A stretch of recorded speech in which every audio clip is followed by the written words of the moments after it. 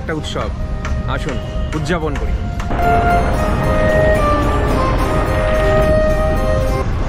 এখান থেকে মাত্র 10 কিলোমিটার মায়াপুর।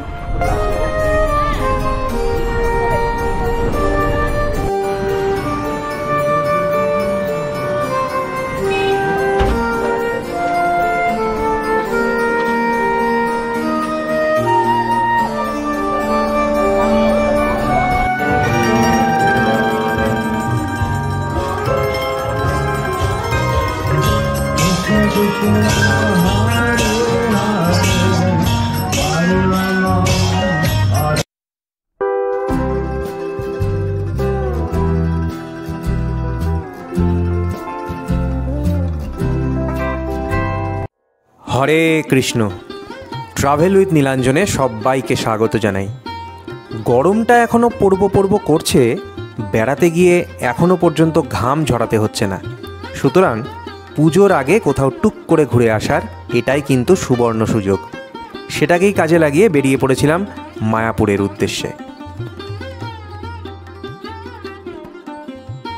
মালদা থেকে মায়াপুরের দূরত্ব প্রায় 218 কিলোমিটারের মতন, আর কলকাতা থেকে প্রায় 138 কিলোমিটার। যদি এরপরেও বলেন হাতে সময় নেই, তাতেও নো সমস্যা। ট্রাভেল উইথ নীলাঞ্জন আছে তো। প্রতিবারের মতন এবারেও আমার সাথে ভার্চুয়াল ট্রিপে আপনাকেও নিয়ে যাচ্ছি নদিয়ার বিখ্যাত মায়াপুর মন্দির দর্শনে। সকাল 7:30টার মধ্যে বাড়ি থেকে বেরিয়ে পড়েছিলাম।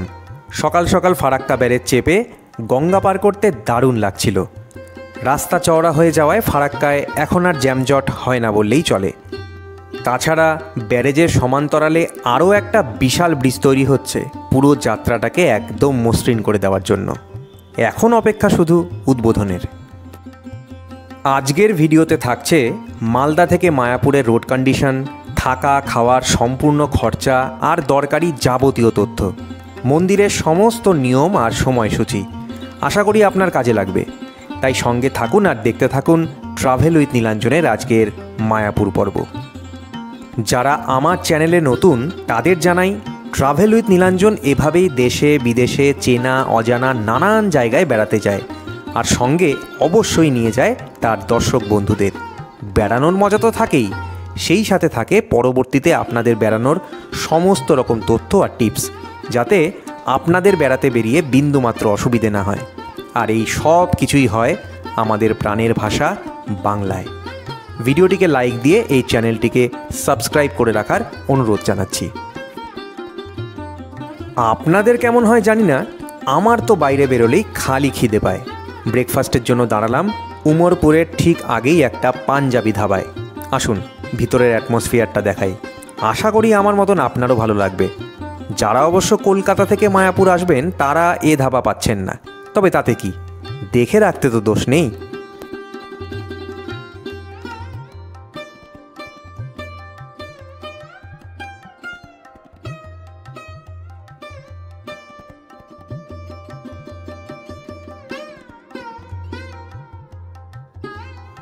ধাবার পরিবেশ একদম পরিষ্কার পরিচ্ছন্ন, খাবারও সুস্বাদু। রেস্তোরাঁ ওনার পাঞ্জাবি ভদ্রলোকটি বেশ অমায়িক। ধাবার পিছন দিকে কোয়েল আর টার্কি পাখির শখের ফার্ম মতন করেছেন। আমাদের ডেকে নিয়ে দেখালেন, ভারী সুন্দর অভিজ্ঞতা হলো।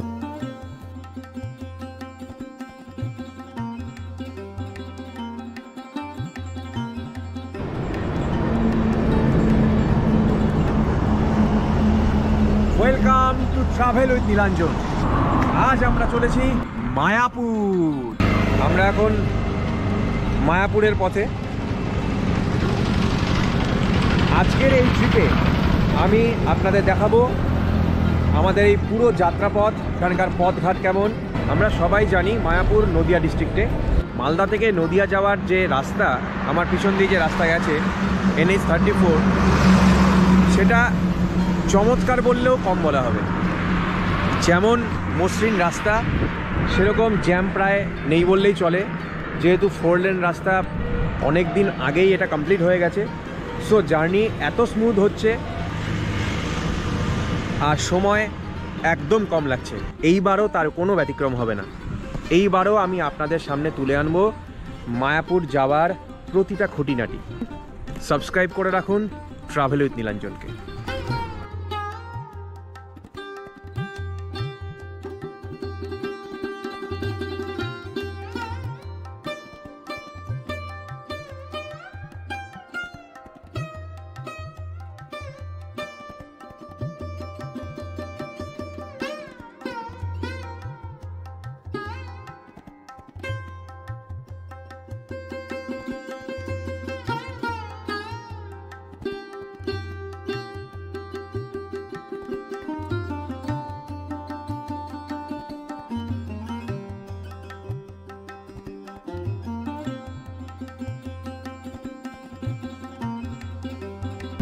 दोस्तों ये है जिंदगी, कारण जीवन एक उत्सव। Let's celebrate.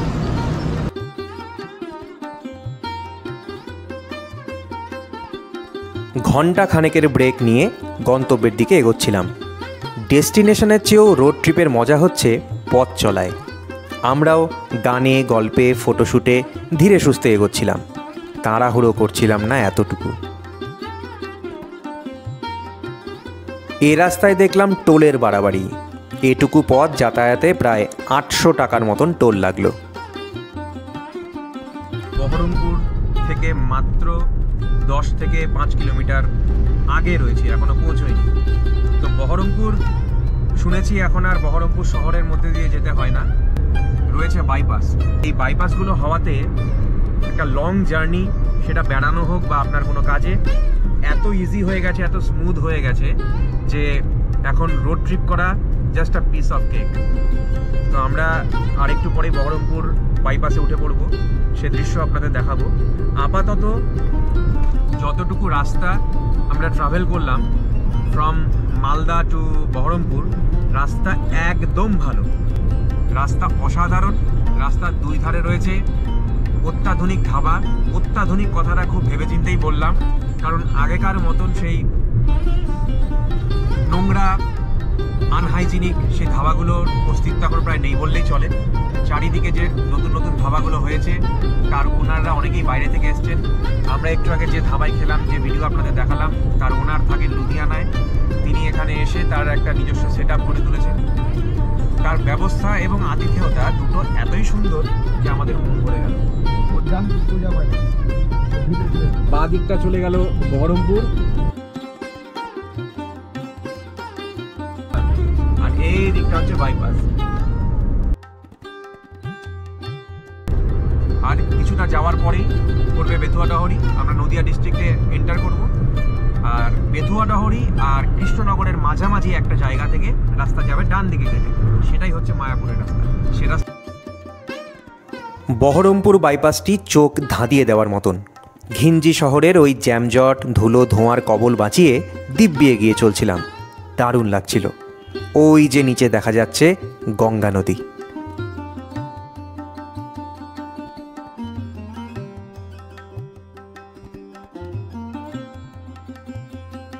Baharampur bypass cross করেই সারগাছি আশ্রমের গেটে গাড়ি দাঁড় করালাম।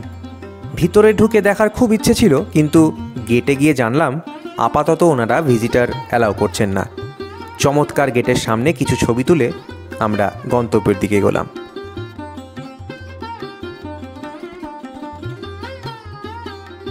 এইবার আমরা মেন রোড ছেড়ে ঢুকে পড়েছি মায়াপুরের রাস্তায়। রাস্তা দুর্দান্ত, কিন্তু স্পিড ব্রেকারের আতিশয্যে মাঝে মাঝেই বিরক্তি আসে। যতই এগোচ্ছিলাম রাস্তার দুই ধারে সুন্দর সাজানো মন্দিরগুলি চোখে পড়ছিল। বেশ টের পাচ্ছিলাম ডেস্টিনেশন আর দূরে নয়। আমরা এখন দুপুরবেলা হোটেলে স্টে করেছি। মন্দির থেকে প্রায় 200 মিটারের মধ্যে আমরা একটা সুন্দর গেস্ট হাউস পেয়ে গেছি। এখানে হোটেল রিসর্টের অভাব নেই, কিন্তু মানুষজন এই উইকেন্ডে প্রচুর আসছেন। কিন্তু পায়ে হেঁটেই আমরা এখন চলেছি মন্দিরের দিকে।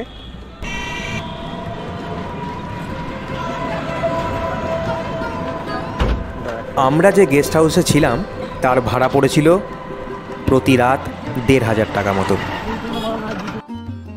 খেয়াল করলাম প্রায় 15-20 কিলোমিটার দূর থেকেই সেই বিখ্যাত মায়াপুরের মন্দিরটি দেখা যায়।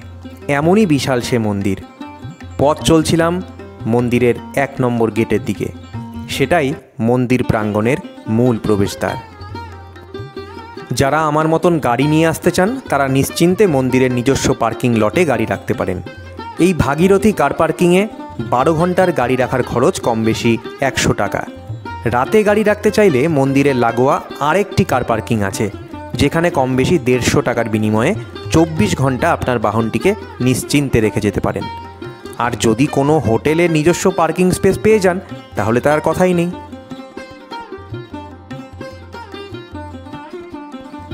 এবার প্রশ্ন আসছে, থাকবেন কোথায়? বেস্ট অপশান মন্দির প্রাঙ্গণের অ্যাকোমোডেশনগুলোতে। সেটা গদা ভবন হতে পারে কিংবা হতে পারে শঙ্খ ভবন। মায়াপুরের অফিসিয়াল সাইটে গেলেই আপনার পছন্দ মতন ডেটে সেখানে রুম ফাঁকা আছে কিনা জেনে নিতে পারবেন। অ্যাডভান্স রুম বুকিংও করতে পারবেন নিজের ঘরে বসেই। মন্দিরের পাশেই থাকছেন, বলাই বাহুল্য ভাড়া খানিক চড়ার দিকেই। আপনাদের সুবিধের জন্য মন্দিরের অফিসিয়াল ওয়েবসাইটের লিঙ্ক দেওয়া রইল এই ভিডিওর নিচে ডেসক্রিপশন বক্সে। তবে মন্দিরের বাইরে প্রাইভেট কোনো হোটেলে থাকলেও কোনো ক্ষতি নেই, বরং অনেকটা সস্তায় থাকা যায়। মন্দিরের 1 নম্বর গেটের বাইরেই বেশ কয়েকটা থাকা এবং খাওয়ার হোটেল রয়েছে। বিকেলে মায়াপুরে পৌঁছেই প্রথমে যে কাজটি করতে হবে সেটা হচ্ছে রাতে মন্দিরের মহাপ্রসাদ গ্রহণের জন্য কুপন কেটে নেওয়া। আমরাও সেটাই করেছিলাম। কুপন কোথা থেকে পাবেন, কতই বা তার দাম, কোথায় গিয়ে খাবেন, সেই বিখ্যাত মেনুটি কি, সেটা আজকে বলতে শুরু করলে ভিডিওটা ভীষণ লম্বা হয়ে যাবে। সেটার জন্য একটা আলাদা ডেডিকেটেড ভিডিও থাকছে পরের পর্বে। তার চেয়ে আর চলুন রাতের মায়াপুরকে ঘুরে দেখি। মন্দির প্রাঙ্গণে ঢুকেই যেটা প্রথমে চোখে পড়বে সেটা হচ্ছে সেই বিশাল নির্মীয়মান মন্দিরটি। মাথা উঁচু করে আকাশের দিকে তাকিয়েও তার চূড়া কষ্ট করে দেখতে হয়, এতটাই বিশাল সে আকার। সাদা আর নীল মার্বেলের মেলবন্ধনটি ভারী চমৎকার দেখায়। মন্দিরের গায়ের বিভিন্ন ঘরানার অসাধারণ সব কারুকার্য সত্যিই অবাক করে।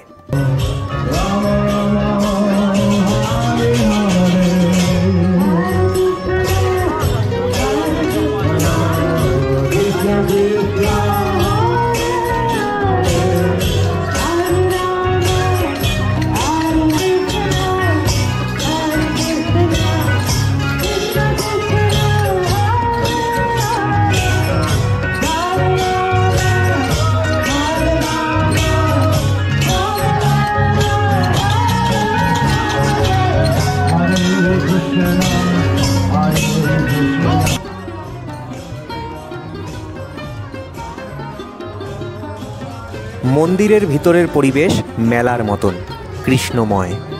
চারিদিক সুন্দর আলোকমালায় সাজানো, আর পথের ধারে বিভিন্ন ভাষাভাষীর মানুষ মিঠে সুরে কৃষ্ণ নাম করছে। ভাষা, সংস্কৃতি, ভৌগোলিক বিভিন্নতা থাকলেও এই মায়াপুরের উঠোনে সবাই যেন এক মনে হলো। সে এক অভূতপূর্ব অভিজ্ঞতার সাক্ষী হলাম। দোলযাত্রার মুখে হওয়ায় দেখলাম ভক্তজনের আনাগোনা অনেকটাই বেড়ে গেছে। চারিদিকে একটা উৎসবের পরিবেশ, গাছে গাছে লাইটের খেলা, ব্যাকড্রপে পবিত্র হরিনাম সংকীর্তন, অপার্থিব পরিবেশ। এখন স্ক্রিনের বাম দিকে যে জোরালো লাইটের মালায় সাজানো মন্দিরটি দেখা যাচ্ছে সেটাই হচ্ছে বর্তমানে মূল মন্দির। পরে নতুন মন্দির হয়ে গেলে হয়তো সেখানেই বিগ্রহ স্থাপন করা হবে। আপাতত এখানেই হয় সকালের আরতি আর সন্ধে আরতি। সন্ধে আরতির সময় সন্ধে 6টা থেকে 7টা। এই সময়ের মধ্যে অবশ্যই মন্দিরের ভিতর প্রবেশ করতে হবে। এই আরতি দেখার জন্যেই দেশ বিদেশ থেকে লক্ষ লক্ষ দর্শনার্থী প্রতিদিন এখানে ভিড় জমান। একটু আগেই দেখে নিয়েছেন কি কি ভিতরে নেওয়া চলবে না। আসুন এবার সেগুলোকে রাখার জায়গাটা দেখিয়ে দিই। মন্দির পার করে 50 মিটারের মধ্যেই রয়েছে জুতো আর মোবাইল কাউন্টার। দয়া করে মন্দিরের ডেকোরামগুলো মেনে চলবেন। মোবাইল বা ক্যামেরার ছোট্ট ডিজিটাল স্ক্রিনে নয়, ঠাকুর দর্শন করুন নিজের চোখে, অন্তরাত্মা দিয়ে। ভারী তৃপ্ত হলাম। মন্দিরের পিছনেই একটা মেলা মতন হচ্ছিল, নাম নিত্যানন্দ মেলা। ভিতরে খুব একটা আর ঘুরে দেখালাম না, 8টা বাজে, মহাপ্রসাদ গ্রহণ করতে হবে যে। মায়াপুরের বিখ্যাত মহাপ্রসাদের ভিডিও আসছে পরের পর্বে। ততক্ষণ সুস্থ থাকুন, ব্যস্ত থাকুন, বেড়াতে থাকুন আর কৃষ্ণে থাকুন।